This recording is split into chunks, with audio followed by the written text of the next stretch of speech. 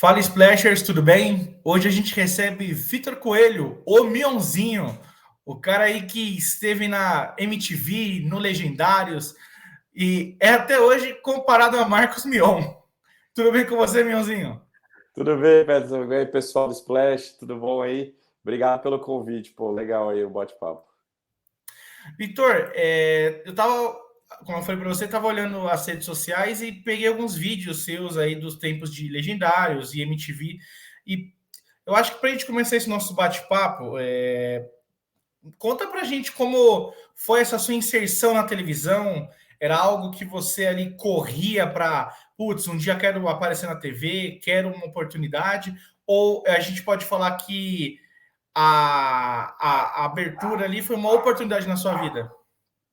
Cara, foi totalmente assim inesperado. Eu nunca almejei trabalhar em televisão. Eu era estagiário de publicidade, né? Fazia faculdade. Ele estava no meio da faculdade, estava estagiando como publicitário. E aí surgiu o convite quando o Mion voltou para a MTV. Ele fez um VJ, Um Ator e Umas Mentiras, né? Que foi o primeiro programa na volta dele em 2005. E aí, logo na sequência, começou o projeto do Cover Nation, que era um programa de do universo cover, né? Era um duelo de bandas covers e os jurados eram covers, todo mundo era cover. E o Mion estava atrás de um assistente de palco que fosse um cover dele. E aí, por sorte, eu tinha uma amiga que trabalhava lá na MTV, me indicou para fazer os testes lá. Eu, tipo, da hora eu topei. Depois que eu desliguei o telefone, falei: Meu, que cagada que eu fiz, por que eu vou aceitar um negócio desse? Mas fui, porque eu era muito fã de MTV, eu sempre fui fã do Mion, desde a época do Piores, e acabou dando certo, cara. Eu falo que o Mionzinho foi mais uma questão de aproveitar as portas que iam se abrindo para mim do que qualquer outra coisa, assim. E como foi ali o primeiro contato com o Mion? Você fez o teste, você deve ter concorrido a algumas pessoas ali, mas o primeiro contato com o Mion. Então, na verdade, ele não estava nos testes, e o primeiro contato foi quando eu já tinha fechado que seria eu.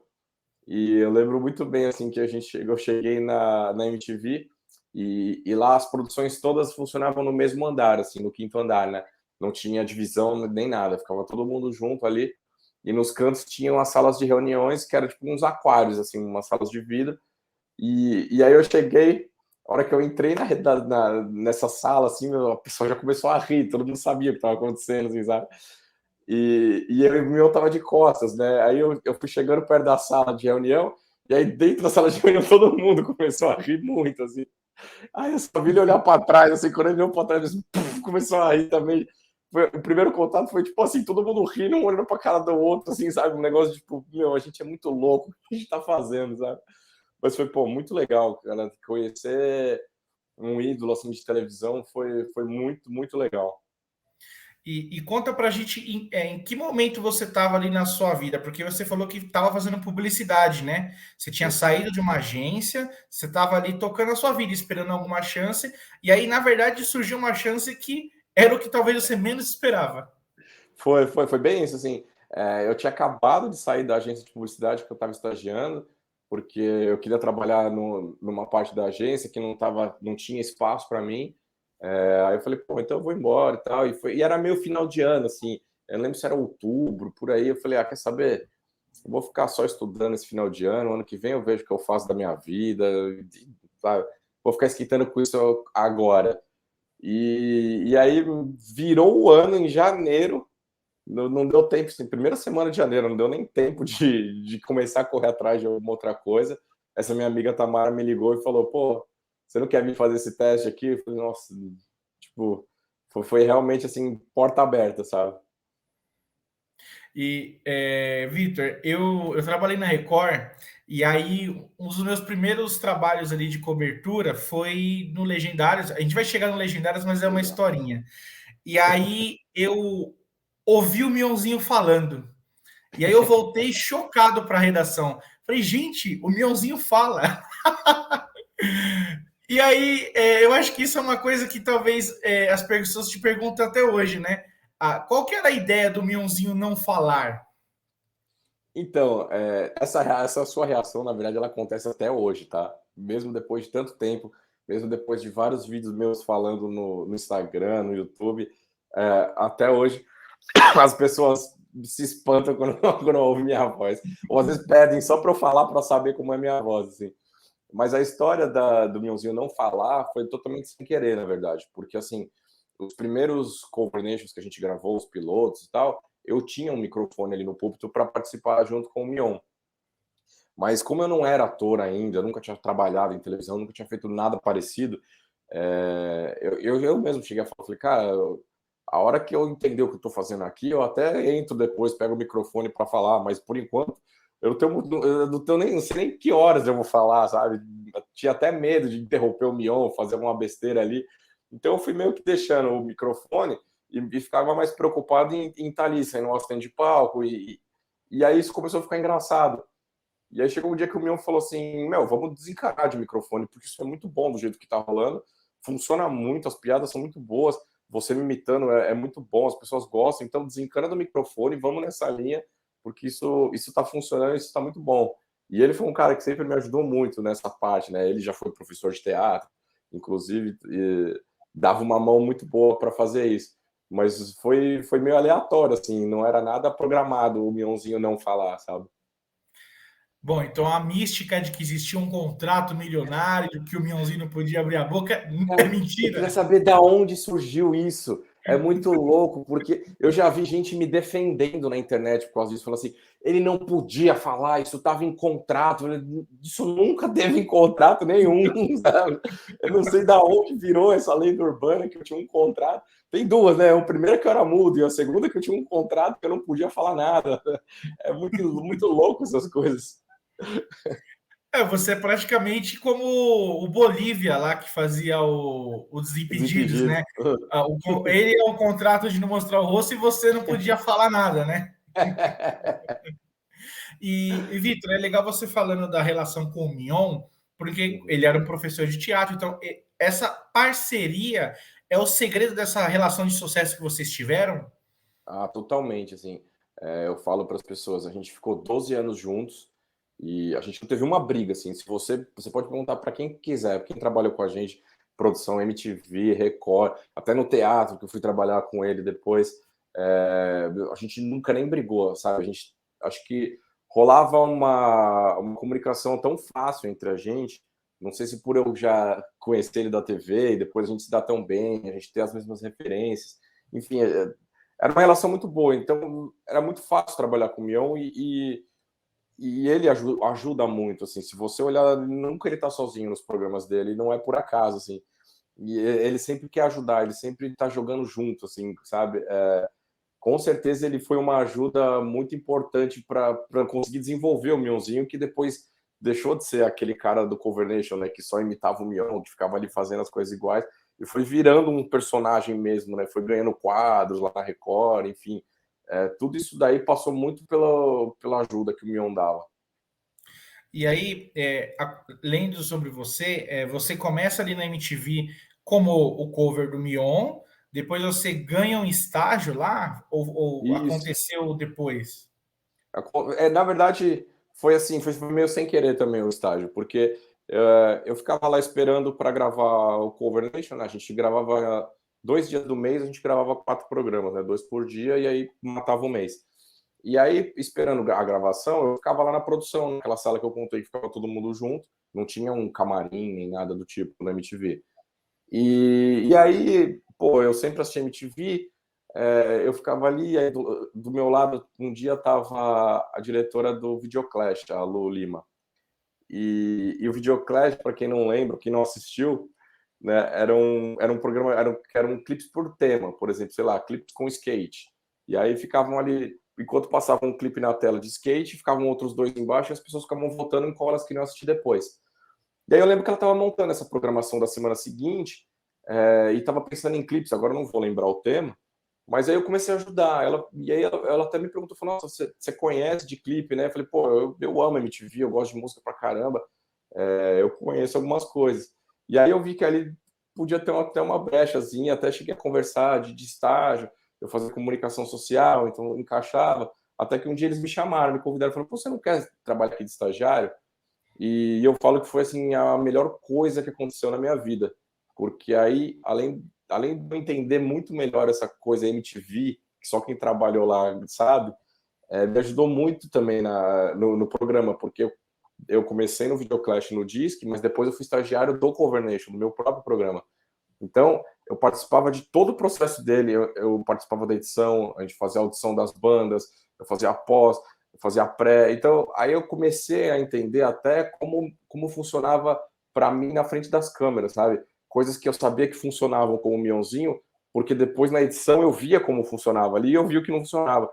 Então, isso foi me dando um repertório muito maior para trabalhar na hora que eu estava na frente das câmeras ali. E como é que foi essa transição para a Record, assim? Eu já ouvi você falar que o Mion se mandou para os Estados Unidos, deixou você... Meu Deus, o que está acontecendo? O site dando Foi. notícia de Mion na Record. Foi porque foi exatamente isso, ninguém estava sabendo de nada. O meu fez toda a negociação no sigilo, e aí ele fechou com a Record e saiu de férias. E não contou para ninguém, inclusive para mim. E aí começou a sair tudo que é lugar que o Mion estava na Record, o Mion assinou com a Record, e eu, tipo, sem saber o que fazer, sem saber se eu tinha emprego ainda, porque isso foi em julho que saiu a notícia. A gente tinha MTV até dezembro ainda, pelo menos. E aí o pessoal começou a me ligar, me perguntar, e eu falava, gente, eu não sei. Eu falava, não, mas fala aí, eu realmente não sei, eu não sei nem o que eu vou fazer, porque eu não falei com o Mion tá de férias. E aí eu lembro que só quando ele voltou, que ele ligou e falou para assim, não, Pablo, nós estamos juntos, a gente vai para Record mesmo, fica tranquilo e tal. E aí começou toda a história do Legendários. Mas foi no susto, assim, mesmo. E Vitor, dá para dizer ali que você colocou a mão na massa para criar o Legendários? Você lembra como é que foi esse processo de construção do programa? Ah, eu lembro bastante, cara, porque eu posso dizer que eu participei do primeiro até o último, né? Então, antes mesmo da gente começar o programa, eu lembro de sentar com o Mion em restaurante, ele falou assim, cara, eu precisava de mais gente para a equipe, eu precisava de um diretor, sabe? Ele já tinha na cabeça dele um time, só que a gente levou muita gente para Record. E aí eu lembro até da gente sentado pensando em diretores da MTV, que a gente levou com a gente, e aí o pessoal da produção, eu conhecia muito mais gente do que ele na produção, o Mion não vivia esse ambiente que eu consegui viver sendo estagiário lá. E aí depois da gente lá dentro, a gente bolando os quadros, que, pô, a gente chegou num lugar que a gente podia fazer o que quisesse, sabe? A liberdade criativa ali era muito maior. Não que na MTV não dava, é que na MTV não tinha estrutura, era diferente, né? A gente até tinha liberdade para fazer o que quiser, mas a gente falava, tá, mas como é que a gente vai fazer tudo isso aqui só com isso aqui, sabe? E aí chegou na Record e a gente tinha esse poder de falar, pô, vamos fazer que nem. Eu lembro, a primeira gravação foi um makeover do clipe do Michael Jackson, do Beat It, que a gente refez o cenário, era o metrô do clipe, sabe? Só, cara, a hora que eu entrei no estúdio, assim, que eu vi aquilo, eu falei, meu, que absurdo, a gente realmente tá no metrô do clipe, sabe? Foi uma coisa muito insana, assim, o salto que a gente deu de estrutura da MTV para Record foi um absurdo. E é legal você falando que vocês tinham liberdade, porque todo mundo, quando fala de Record, sempre relaciona a igreja, né? Ah, a igreja vai lá É. meter o bedelho, a igreja não vai deixar. E eu lembro que vocês até fizeram paródia, né? Do Fala Que Eu Te Escuto, uma coisa Sim, assim. foi a abertura do primeiro programa, foi o Mion fazendo a paródia do Fala Que Eu Discuto, assim, já começou na voadora. Então, assim, vocês sempre tiveram total liberdade, assim, nunca rolou um de, isso vai pegar mal. Não, não, não, esse tipo de coisa não. O que tinha era uma preocupação, isso o Mion sempre falava pra gente, né? Ele falou assim, cara, agora a gente tá entrando dentro da casa de muito mais pessoas e de todas as idades. Antigamente a gente falava para um público mais jovem. Agora a gente tá falando até para a vovozinha daquele cara que assistia a gente na MTV. Então, algumas coisas a gente precisa ter um cuidado maior de como fazer. Porque realmente a proporção é outra, né, agora, assim. Mas essas histórias de tipo, não, não vamos gravar isso porque os bispos não querem, ou a Record vetou, esse tipo de coisa eu nunca ouvi lá dentro, não. E o Legendários ele se consolidou muito porque ele trazia um humor muito leve, né? Não tinha essa questão do deboche, da tiração. Tinha sacanagem com vocês ali, né? Vocês sofriam com os micos, né? Você acha que isso foi o que também ajudou a casar ali com o canal? Eu acho que sim, eu acho que sim. O estilo de humor do Mion sempre foi esse, né? Nunca foi um humor mais ácido, assim. Mas eu acho que também a Record acertou muito no horário, sabe? Eu acho que era um horário que era meio largado. O sábado à noite era uma coisa meio desprezada. Falava assim, o pessoal que assiste não tá em casa. Tinha só o Serginho Grossman, tinha só Altas Horas. E aí, quando a gente pegou o horário e começou a entender que tinha gente em casa, e começou a incomodar, inclusive, Altas Horas, mudou tudo ali naquele horário. Tanto que a Globo mexeu na grade dela O de Altas horários. Horas foi depois da meia-noite, né? Que eu lembro que o A Legendários. gente começou a incomodar. Eu lembro que o Legendário Então, eu chegava a acho que fazer meia-noite e 45, não era? a gente põe o Sérgio Groisman para acordar mais tarde. Então, eu acho que o horário ajudou também, sabe? A gente pegou um espaço que não era tão valorizado, que as pessoas não davam tanta importância, e o Mion soube muito bem cavar isso, sabe? Então, não só o humor, mas eu acho que o horário ajudou a gente. E eu acho que também o segredo do Legendários, não sei se você concorda, é que ele pega o boom das redes sociais, né? Porque é um momento que o Twitter começa a explodir, negócio de trend mundial, os virais que rolavam nos programas. Você acha que as redes sociais também foi um parceiro importante ali para aquele projeto de vocês? Muito, muito. O Twitter foi um parceiro, assim, o final da MTV a gente já usava, né? Se eu não me engano, o Mion foi o primeiro, o Descarga do Mion foi o primeiro programa que usou o Twitter na tela, com os tweets, assim. Eu tinha um notebook que eu ficava mostrando os comentários pro Mion da galera ao vivo que estava participando. Ali foi um começo dessa interação que hoje é absurda, né, de internet. E aí depois o Instagram apareceu, a gente surgiu meio que junto, assim, com o Instagram. E o Mion soube usar muito isso ali. A gente tinha, como era uma galera muito jovem, muito nova, a gente soube aproveitar muito essa coisa de trending, de viralizar, né? De aproveitar essas ferramentas fora da televisão. Até o programa do Elcio, que funcionava ao mesmo tempo fora da TV, né? Funcionava na internet ao mesmo tempo que o programa. Eram umas coisas malucas que a gente tinha de ideia, mas que no fim ajudavam, virava uma multiplataforma que a gente conseguia pegar gente de todos os lugares pro Legendários.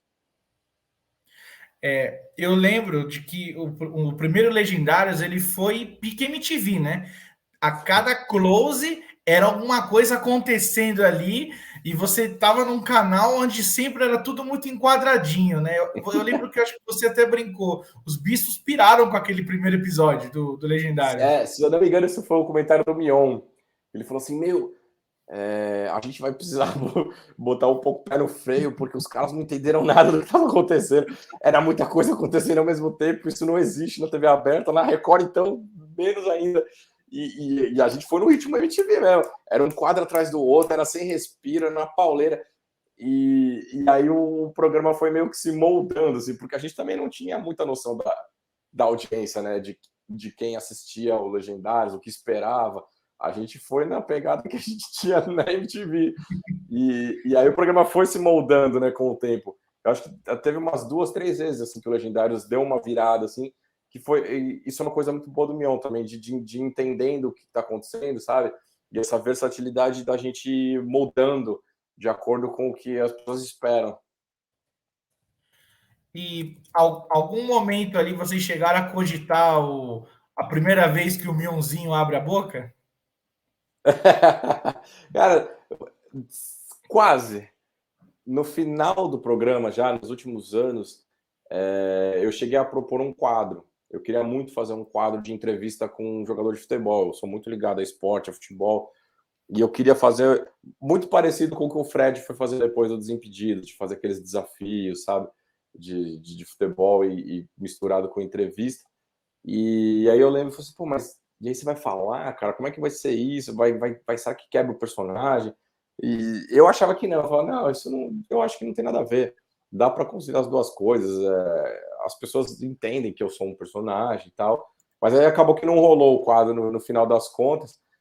Acho que tem uma vez que a gente falou que eu ia falar no final do programa, que eu ia cantar. A gente ficava inventando essas loucuras lá no Legendários, mas nunca era minha voz de fato, né?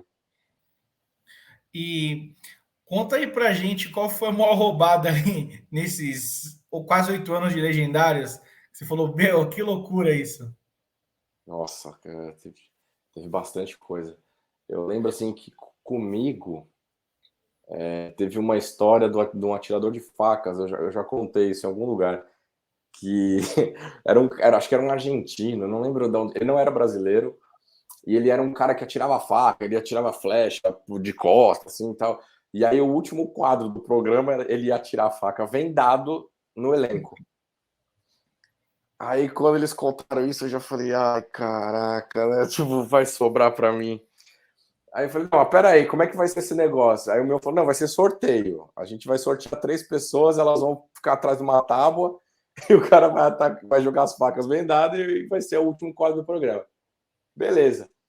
Chegou no final do programa, ainda era ao vivo, a gente estava sem tempo para absolutamente nada. Aí o Mion veio correndo e falou assim pro elenco, ó, não vai dar tempo de sortear, a gente tem acho que 2 minutos para encerrar o programa, então assim, vai você, você e você, e aí a gente joga as facas e acaba o programa, tá bom? E um dos você era eu. Aí eu falei, não, eu não vou não. Falei, não, vai, não sei o que, aí estamos voltando, o Mion voltou pro palco, voltou o programa pro ar, aí o Mion explicou o que ia acontecer, botou a galera lá para tirar as facas, e eu falando que não ia, e o Mion falou, não, você vai, e eu não ia, sabe? Começou a ficar engraçado o negócio. O programa acabou desse jeito, não teve, ele não atirou as facas, eu falando que não ia, o negócio deu aquele rolo todo. E aí acabou que a gente ficava brincando com isso. Todo final de programa a gente põe uma pessoa vestida que nem ele estava, vendado, e falava, hoje ele vai atirar a faca no Mionzinho e no elenco. E aí isso ficou acho que uns 2 meses de piada, sabe? E o cara não era mais nem ele, não ia mais acontecer mais nada. Mas esse dia eu falei, meu, isso vai dar errado, cara. Esse dia eu fiquei com muito medo. A gente fez muita loucura, eu fiz muita loucura, principalmente na época da MTV ali do Multimático, que a gente fazia uma porrada de. Tudo que eu pensava de loucura na minha cabeça eu fazia. Cheguei até a lutar com um lutador de MMA, mas essa do atirador de faca foi a única vez que eu falei assim: isso eu não vou fazer, não. Isso aí acho que vai dar ruim. Pô, e você ficou muito bravo com a tinta do latino que no céu das suas costas? Não foi nem o problema da tinta, porque a tinta até saía, mas eu não lembro se as pessoas lembram disso. Não sei se as pessoas lembram disso, mas, meu, a tatuagem com a cara do latino era do tamanho das minhas costas. Tudo bem que eu sempre fui magro, mas, pô, é uma tatuagem maior que essa, sabe? Era um negócio gigante. Como é que eu ia esfregar minhas costas inteiras pra tirar aquela porcaria? E era a cara do latino ainda. Se fosse a tatuagem da hora, eu até deixava sair, mas já pensou? Eu cheguei em casa com aquela foto do latino nas costas, eu consegui alcançar para tirar. Puta, aquilo ali também me deixou. Aquele foi um dos dias também que eu fui embora meio puto para casa. E, Vitor, conta pra gente como é que foi esse processo de fim do Legendários. Foi algo que para vocês ali foi uma surpresa ou já se encaminhava ali no bastidor, tinha um zum, zum, zum? Para mim foi um pouco dos dois, porque assim, eu sabia que o Legendários em si estava acabando, assim, pô, e também 7 anos no ar é muito difícil de você conseguir deixar um programa hoje em dia, né? A gente já conseguiu um recorde ali. Mas, assim, na minha cabeça, eu falava, o Legendários vai acabar, mas a gente vai ter um outro projeto. Eu tinha certeza absoluta que o Mion já tinha ideia para mais uns 40 programas, porque ele é assim. Né? Aí eu falei, então alguma outra coisa vai acontecer e ele só vai falar a hora que ele achar que tem que contar. E aí, quando acabou e eles falaram que não iam renovar o contrato de ninguém, aí eu fiquei surpreso, porque eu falei, pô, que bizarro, né? O Mion ainda tinha mais 2 anos de contrato. O contrato do elenco todo acabou aquele ano. Então eu falei, pô, o que será que vai acontecer agora? Assim, aí que eu fiquei meio assim, de, tipo, de surpresa, sabe? De achar que ainda teria mais alguma coisa. Pelo menos mais esses 2 anos de contrato do Mion, eu achei que teria mais alguma coisa. E como foi lidar com a fama, Vitor? Porque você ganhou, né, a alcunha de Mionzinho por todo lugar. Eu acho que as pessoas te chamam de Mionzinho até hoje. Até hoje. Lidar com a fama para você foi tranquilo? Ou você chegou a tirar os pés do chão? Cara, para mim sempre foi muito tranquilo, porque a vantagem para mim é que eu nunca quis ser famoso, sabe? Então, não foi uma coisa que eu idealizei, que sabe que vai acontecer, e eu vou ficar muito famoso e que eu vou não sei o quê. E eu acho que a MTV ajudava nesse ponto, porque as pessoas da MTV eram famosas, mas elas sentavam na real para tomar uma cerveja, sabe? Os VJs, assim. Então, eu nunca fui esse cara de ficar deslumbrado, de achar. E até porque eu sabia que um dia ia acabar. Eu nunca achei que eu ia ter 50 anos de carreira, sei lá.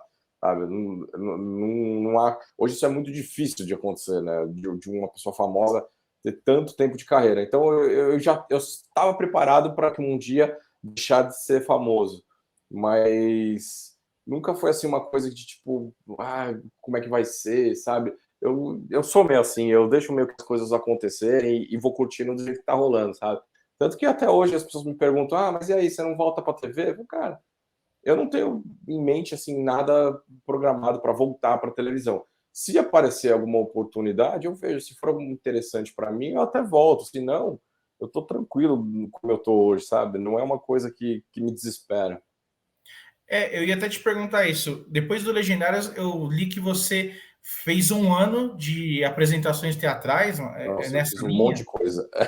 Eu saí do Legendários, aí eu coloquei em prática um projeto que eu tinha de fazer uma peça infanto-juvenil. Depois eu tentei carreira política, eu fui candidato a vereador aqui em São Paulo, em 2020. Depois eu fui para os negócios da minha família, né? Hoje a gente tem uma distribuidora e 2 lojas de papel de parede. A gente inaugurou a segunda loja agora esse ano. Mas foi assim, todo ano tinha alguma coisa diferente para fazer, sabe? É, com esse tempo de TV, a gente pode falar o quê? Deu 12 anos de TV? Foram 12 anos. O Victor conseguiu montar o seu pé de meia ali? Olha, eu não fiquei rico a ponto de ficar tranquilão em casa, de cueca, chinelos, né? Mas eu guardei o dinheiro, deu para ficar bem tranquilo. Eu moro sozinho, eu tenho meu apartamento, eu tenho meu carro, sabe? Eu tenho as minhas coisas. Graças a Deus eu consegui tudo isso pela televisão. E aí, me conta a de hoje, como é que você falou. Você está hoje atuando então, nos negócios da família. Isso, a Era algo gente. você Oi, já. desculpa. Não, nos negócios da família, você já trabalhava ali em paralelo ao Legendários ou foi algo que você abraçou de vez há pouco tempo? Não, a época que eu trabalhei na televisão, eu ficava totalmente fora. A ideia de estudar publicidade, inclusive, de marketing, era exatamente essa, porque o meu pai, que começou as empresas, ele não tem nem faculdade, sabe? Então, assim, a minha geração e a minha irmã, que é a segunda geração, nós que tínhamos essa responsa de trazer conhecimento, de trazer modernização para os negócios da família. Então, quando eu saí da Record e fiz todo esse processo que eu contei, aí eu falei assim, bom, agora está na hora de eu voltar, de eu usar minha faculdade para o motivo pelo qual eu fiz.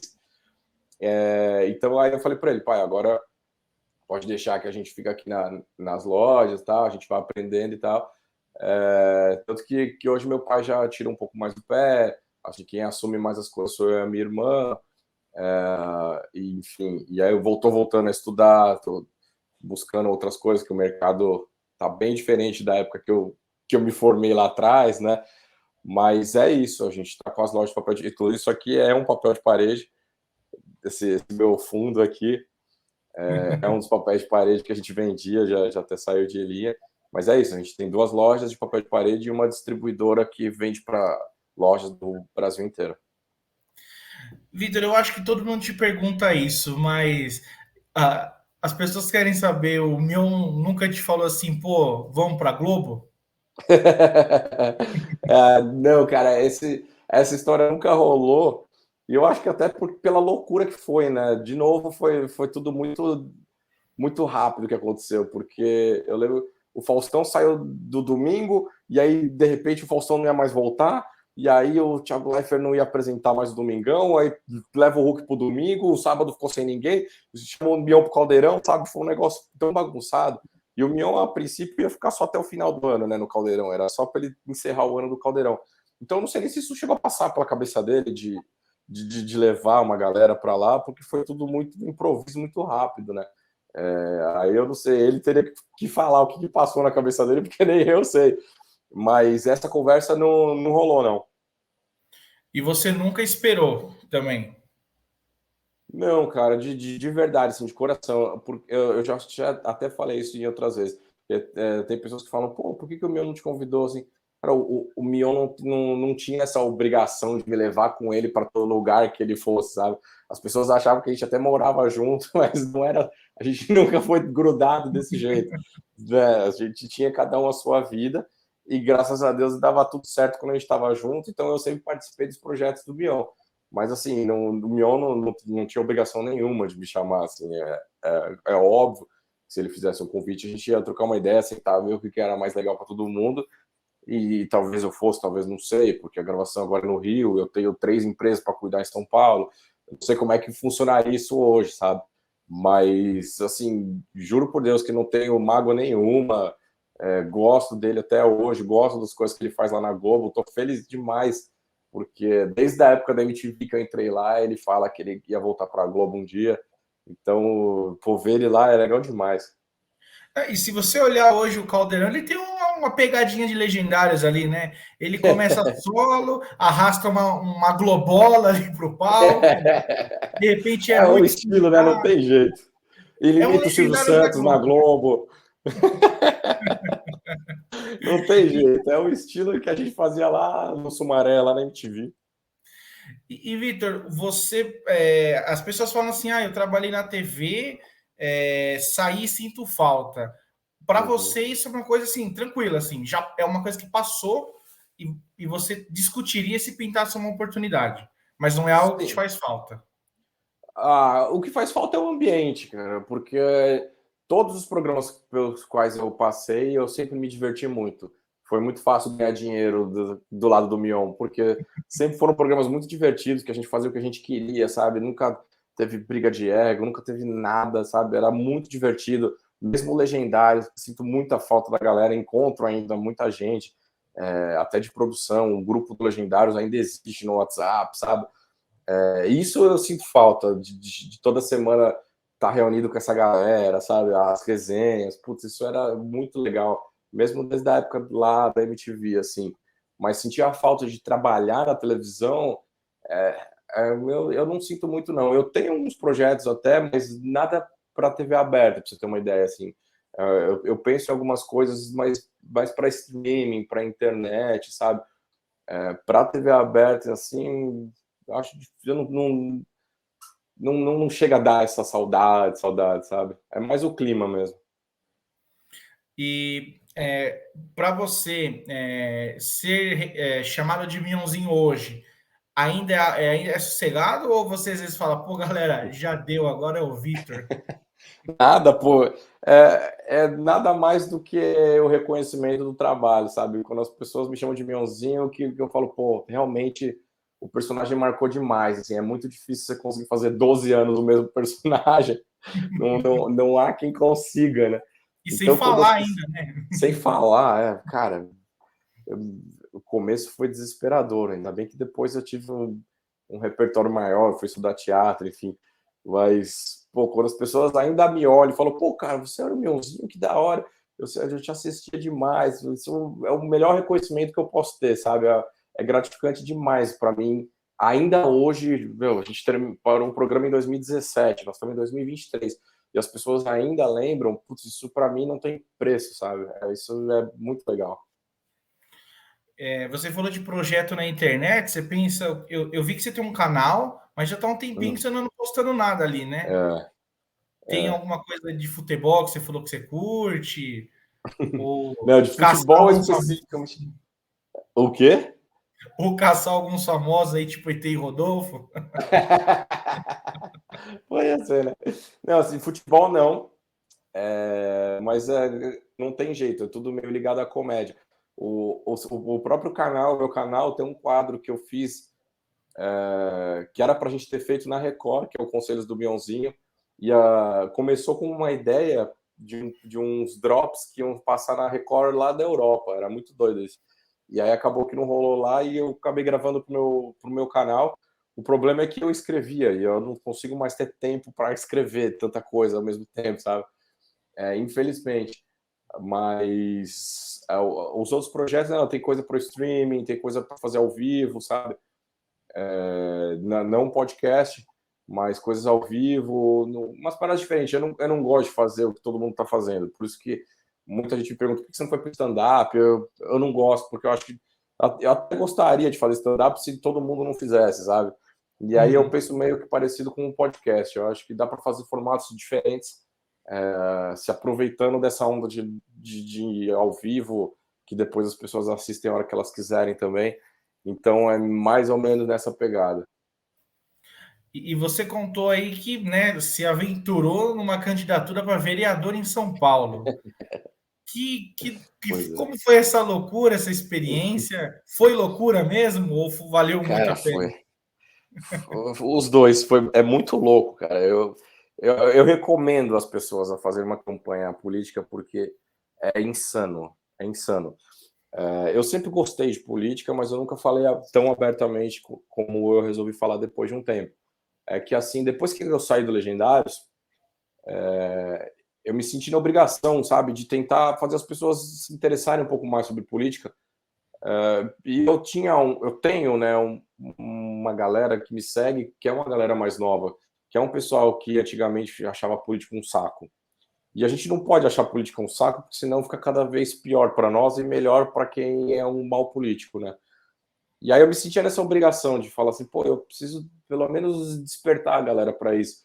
E aí, sem querer, acabou sendo na mesma época que começou toda essa história de polarização, que é péssima para os dois lados, sabe? Eu sempre fui muito contra isso. Eu sempre me declarei um cara de direita, mas eu odeio essa polarização de extrema direita com extrema esquerda. Isso não leva a lugar nenhum, sabe? E aí foi nessa linha que eu resolvi me candidatar, sabe? De ser esse caminho do meio, essa opção, sabe, que não é radical, que pô, realmente tem uma preocupação ali. Eu fui estudar, eu fiz Renova BR, que é uma escola de políticos, então eu quis ter um preparo, quis ter sabe, eu quis ter uma opção diferente.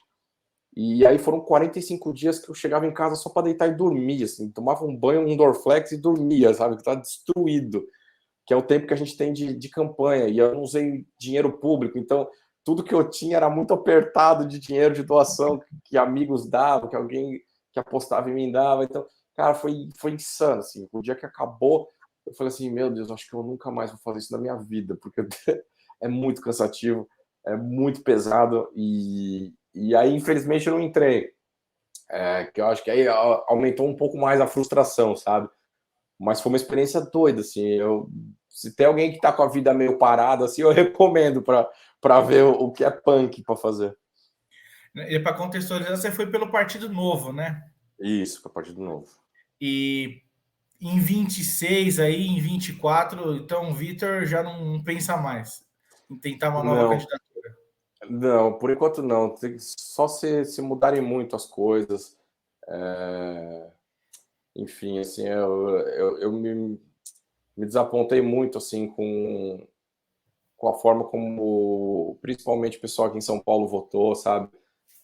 Elegemos muita gente mais do mesmo, as pessoas não apostam em novidade, as pessoas, eu não sei se votam acomodadas, sabe? Acho que ainda falta muita coisa para eu entrar lá e falar assim, beleza, agora vale a pena eu brigar, sabe? Não desistir da política, tanto que eu continuo falando, eu continuo posicionando, mas ser candidato, assim, eu acho que vai demorar muito para eu voltar a ser. A não ser que mudem, assim, algumas coisas, mas por enquanto eu não me arrisco, não. E, Vitor, hoje, depois de todas essas experiências, TV, política, empresário, tem algo ainda que o Vitor não fez e quer fazer? Nossa, eu acho que tem. Vai aparecer, eu não consigo ficar muito tempo parado. No momento, eu não consigo pensar em nada assim tão de prontidão, assim, além das minhas empresas e esses projetos de streaming.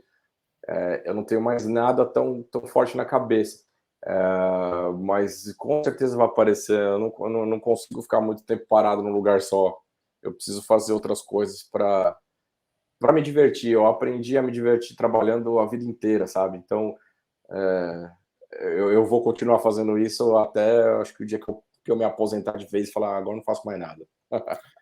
Pô, e uma curiosidade, você fazia faculdade lá naquele início de MTV e tal, e aí você Sim. chega em casa e fala para os seus pais, eu sou o cover do Marcos Mion.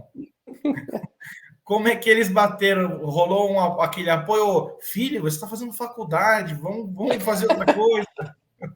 Na verdade, acho que nem meu pai nem minha mãe entendeu muito bem o que ia acontecer, porque eles não tinham ideia do que era MTV, sabe? E aí eu falei, não, eu vou para MTV, vou trabalhar com o Mion. O Mion, mas o Mion eles lembravam só da Band, que era aquele cara doido que jogava os carros no mar, lá no descontrole.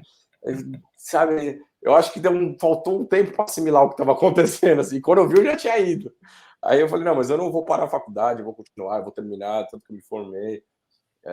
Vou levar os dois juntos, porque dá, tranquilo. Mas eu acho que foi meio isso, sabe? Acho que foi um choque tão estranho para eles que não deu tempo nem de assimilar o que estava acontecendo direito. Esses 12 anos, olhando hoje, assim, passaram muito rápido? Nossa, voa, passa muito rápido. É impressionante. Tem algo que te marcou assim de mais especial em toda essa trajetória? Não tem uma coisa específica, assim, mas o que eu acho legal é ter conhecido tanta gente que foram meus ídolos, sabe? Desde bandas de música até atores, pessoas, sabe? Pessoas famosas de todos os tipos, pô, eu sigo hoje, a gente conversa, troca ideia, pô, isso não tem preço, assim, sabe? Eu costumo falar muito dos ídolos de infância, que eu acho que é muito forte isso, de ter eu conheci a Xuxa, eu consegui gravar. O melhor programa que eu fiz na minha vida foi com o Gugu, já que o Gugu foi no Legendários. Esse programa é muito bom, sabe? Ele é divertido do começo ao fim, assim.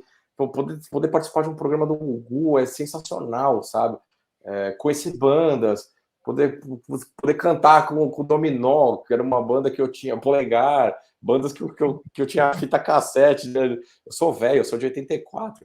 Então eu tinha vinil, eu tinha fita cassete dessa galera, ver esse pessoal ao vivo é muito legal, até dessa galera nova, Ivete, sabe?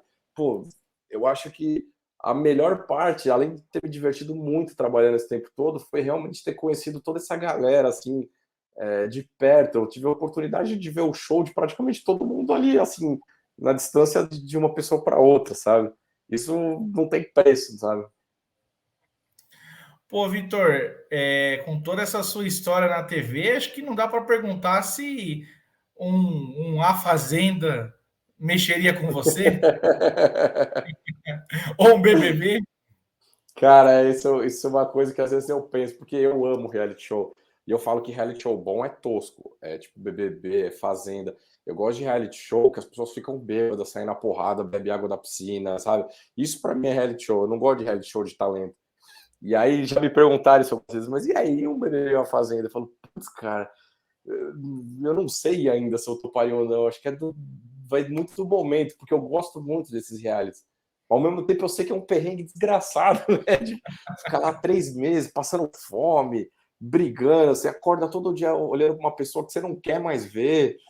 Puta, eu não saberia responder. Eu acho que só na hora, sabe? No calor da emoção, para eu falar assim: não, eu vou. Ou então, não quero. Mas você já dá para imaginar um perfil de Vitor no ambiente desse? É um Vitor combativo, é um Vitor que vai ali só Cara. contar histórias? Eu sou um cara muito calmo, sou um cara muito gente boa, mas eu estouro muito com gente folgada. Eu odeio gente que é espaçosa, que é folgada. E eu sei que tem, o que mais tem nesses reais. Então, você pode, se eu for para um programa desse, você pode esperar um cara que é calmo, que é de boa, mas que na hora que ele estourar para brigar, vai voar a cadeira para tudo que é lado, porque E vai ser por motivo, não vai ser do nada, não, sabe? Vai ser porque alguém muito folgado tá fazendo muita besteira com a galera. Porque eu sou exatamente assim. Bom, a gente já perguntou se você toparia, o que te tira do sério, então, ó, Carelli, já tem a entrevista feita aqui. Chama o homem. E pior que ele gosta, numa confusão, né? Ah, ele gosta. Essa grande conquista aí é uma aventura do começo ao fim. Cara, que programa doido, né? Eu achei muito doido isso. E, Vitor, para a gente ir para os finalmente, me conta um sonho ainda que você não realizou, ou você é um cara que viveu de tudo um pouco, como você estava falando, graças à experiência na televisão? Ah, putz, profissionalmente, você diz? Ah, pode ser, sei lá, viajar o mundo, ou abrir 50 empresas, virar o novo Roberto Justus. Poxa, é porque assim, eu não costumo almejar muito lá na frente, sabe? Eu não gosto de ser um cara sonhador. Eu gosto de ir a médio prazo, assim, sabe? Mas eu acho que no momento que eu tô agora, acho que o que eu mais gostaria mesmo é de começar realmente uma família, de ser pai, sabe? É uma coisa mais pessoal do que profissional. Profissional, as coisas estão andando, graças a Deus, estão começando a acontecer as coisas que eu queria ali na empresa. É difícil mudar uma empresa que já tem 43 anos, sabe? De começar a colocar umas coisas novas. Então, assim, era um desafio que eu tinha que tá começando a engrenar já, que eu tô feliz. Então, eu acho que é mais vida pessoal hoje em dia do que no profissional. Mas o Vitor tá namorando, tá casado, Não, eu tô namorando, eu tô namorando. então tá engatinhando também, tá tudo É, certo. é. E, Vitor, para a gente fechar, deixa um recado aí para a galera que te acompanha, que te segue nas redes sociais, vê lá você tirando sarro com alguns vídeos engraçados. Sim, pô, que continuem me acompanhando, que me ajudem até, peço até que vocês quiserem ver nas minhas redes sociais, me comentem lá, me mandem lá, porque eu preciso voltar a postar coisas lá, eu quero voltar a postar coisas nas minhas redes sociais, e eu sei que as pessoas esperam isso, eu até comecei a postar umas mímicas lá, mas música é um negócio complicado ainda, com direito autoral, é um inferno. Então, eu tô bolando umas outras coisas aí. Mas me acompanhem, sim, vai ter coisas. Vocês podem ficar tranquilos que a parte artística eu não estou abandonando, não. E nem abandonei, tá? Ela tá aqui ainda e ela vai continuar. Ela só tá andando junto com o Vitor ali. O Mionzinho e o Vitor agora eles andam meio lado a lado.